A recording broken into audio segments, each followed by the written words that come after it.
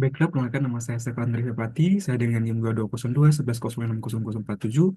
Dan di video kali ini saya akan mengerjakan untuk lab yang keenam untuk praktikum keamanan cyber. Dan di lab keenam ini kita akan bahas mengenai anatomy of malware.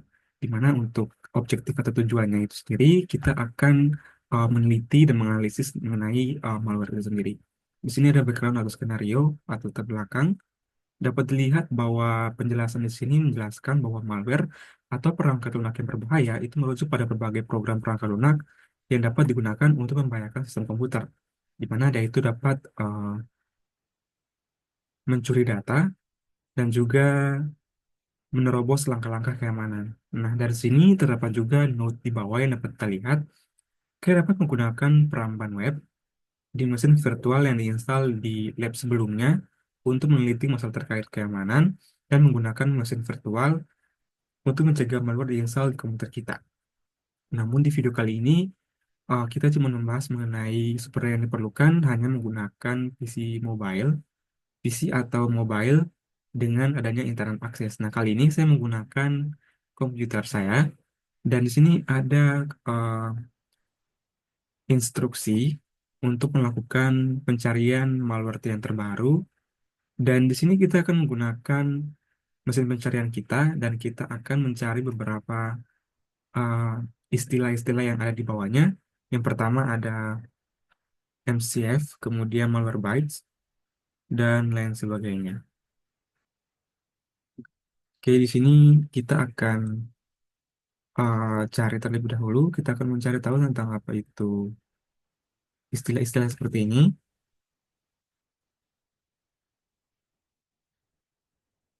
Jadi sebenarnya untuk example dari malware sendiri dia ada tipe Trojan, hoax, adware, malware, dan lain sebagainya. Dan kita akan mencari keempat ini di peramban kita menggunakan Chrome.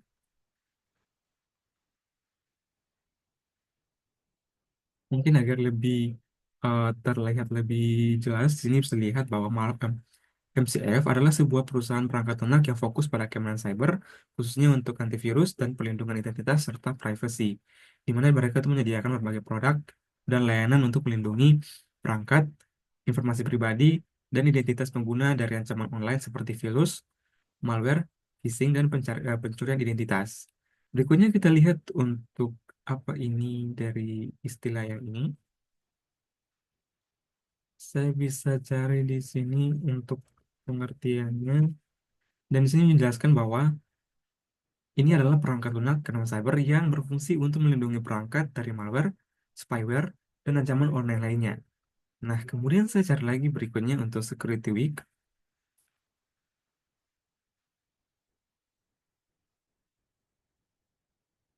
Security Week itu ya mungkin agar lebih ini saya cari di ChatGPT. Ini kemungkinan adalah sebuah perusahaan. eh,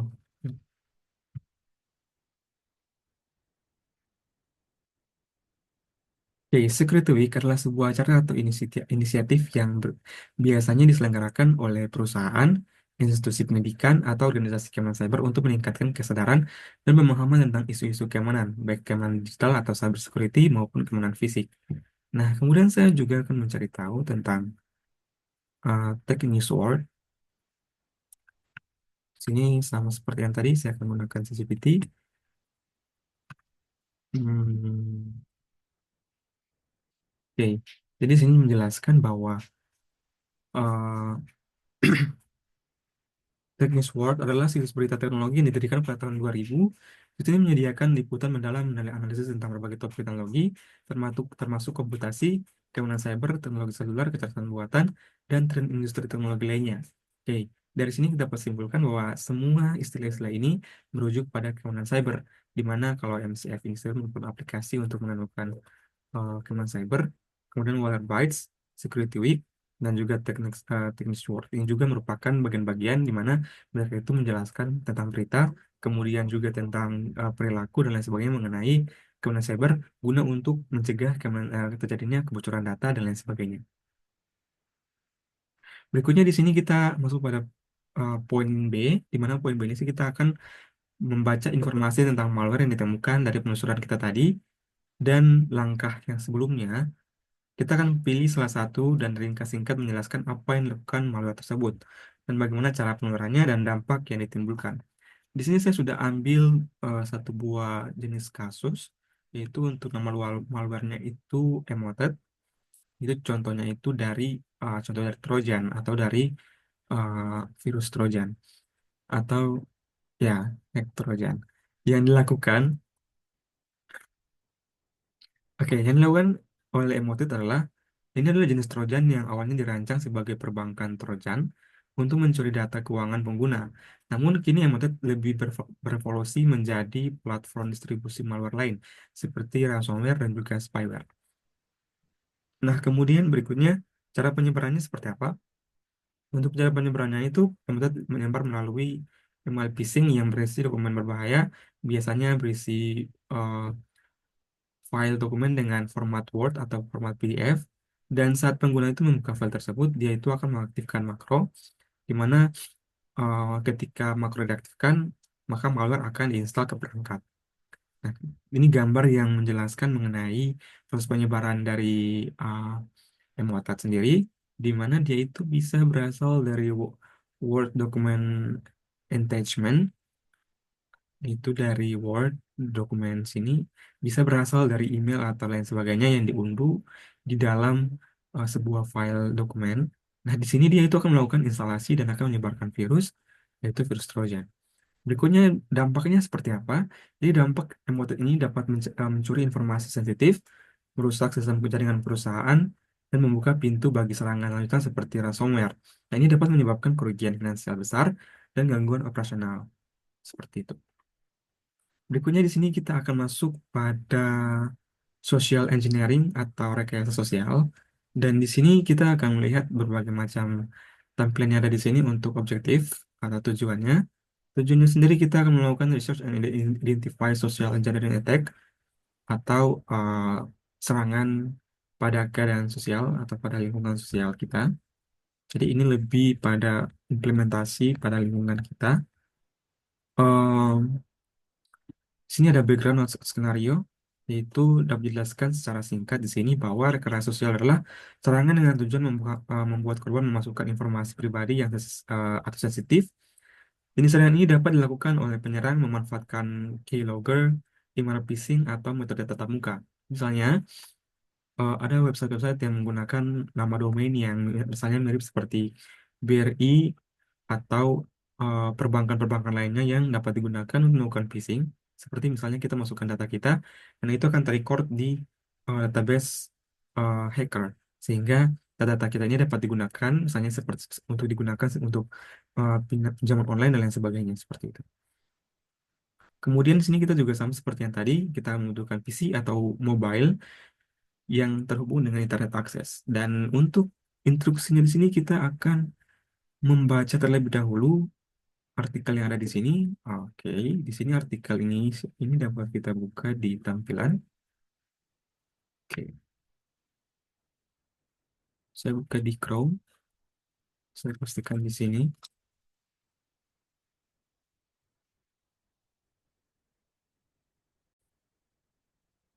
Oke, artikel ini dia menjelaskan tentang metode untuk memahami, mengurangi serangan dan rekayasa sosial. Dan di sini SANS ini dia adalah organisasi penelitian dan pendidikan kooperatif yang menawarkan pelatihan keamanan informasi, sertifikasi keamanan. Dan di sini dia ya dapat dilihat download untuk melihat filenya. Berhubung saya sudah membaca mengenai metode ini sendiri, yaitu metode untuk memahami dan mengurangi rekayasa serangan cyber pada lingkungan sosial. Tanpa perlu lagi saya download, saya akan menjelaskan beberapa pertanyaan yang ada di uh, poin step ketiga, answer the following question. Pada poin A, di situ menjelaskan apa saja tiga metode yang digunakan di mereka sosial untuk mendapatkan akses informasi. Di sini ada tiga yang saya paparkan. Yang pertama, pengumpulan informasi, di mana atau bisa juga disebut sebagai information gathering, di mana penyerang akan mengumpulkan informasi tentang target seperti nama, jabatan, alamat email, dan lain sebagainya. Nah, di sini dapat dilihat bahwa penggunaan ini sendiri dapat dilihat pada misalnya web phishing atau lain-lain sebagainya. Berikutnya yang kedua dapat membangun hubungan kepercayaan atau building trust. Itu penyerang membangun hubungan dengan korban agar terlihat meyakinkan. Ini bisa dilihat mungkin saja bisa berisi informasi melakukan panggilan telepon yang sekarang ini sedang marak. Kemudian eksploitasi kepercayaan atau exploitation trust, di mana setelah kepercayaan dibangun, penyerang meminta atau memaksa korban untuk memberikan informasi sensitif, misalnya seperti password atau informasi-informasi lainnya yang dapat berbahaya. Kemudian pada poin B, ada pertanyaan yang menjelaskan apa saja tiga contoh serangan rekayasa, rekayasa sosial dari dua metode. Pertama pada langkah kedua. Oke, di sini saya sudah menjelaskan, memaparkan tiga. Yang pertama ada phishing email, di mana email palsu yang tampak seperti sumber terpercaya meminta informasi pribadi. Kemudian ada phishing atau voice phishing, itu penipuan melalui panggilan telepon yang menyamar sebagai pihak resmi. Misalnya sekarang ini menyamar dari pihak perbankan atau menyamar dari pihak e-wallet dan lain sebagainya. Kemudian yang ketiga, impersonate, di mana penyerang menyamar sebagai staf IT atau orang penting untuk mendapatkan akses. Nah, di sini ada poin C, mengapa jejaring sosial merupakan ancaman rekayasa sosial. Nah, jejaring sosial ini menyediakan banyak informasi pribadi secara publik, misalnya seperti tanggal lahir, nama, kemudian jabatan, tempat kerja, dan lain sebagainya. Penyerang bisa menggunakan informasi ini untuk mempersonalisasi serangan agar tampak lebih meyakinkan. Misalnya, tampak nama teman, hobi, atau tempat kerja kita bisa digunakan untuk membuat pesan phishing yang lebih dekat. Kemudian ada berikutnya bagaimana suatu organisasi dapat mempertahankan diri dari serangan sosial. Saya memaparkan tiga. Yang pertama pelatihan karyawan, di mana memberikan edukasi tentang taktik rekayasa sosial dan cara penanganannya. Yang kedua kebijakan keamanan yang kuat, misalnya kita membagikan informasi penting melalui email atau telepon. Yang ketiga simulasi serangan, menguji karyawan dengan simulasi phishing untuk melihat kesiapan mereka. Dan sejatinya ini tidak hanya terbatas saja untuk para karyawan, tetapi juga pada kita dalam keadaan sosial, misalnya pada kehidupan rumah tangga, ataupun kehidupan kita sebagai seorang mahasiswa dan lain sebagainya. Poin yang berikutnya ada poin E, apa itu SAS, SANS Institute, dan kita lihat di sini ada jawaban yang sudah saya paparkan. Jadi SANS itu adalah organisasi terkemuka yang menyediakan pelatihan dan sertifikasi di bidang keamanan cyber. Mereka juga menerbitkan artikel dan membantu profesional IT memahami ancaman dan perlindungan keamanan. Dan dengan akhirnya ini, maka saya sudah berakhir. Saya dengan NIM 202 1106 0047. Selamat menikmati. Terima kasih.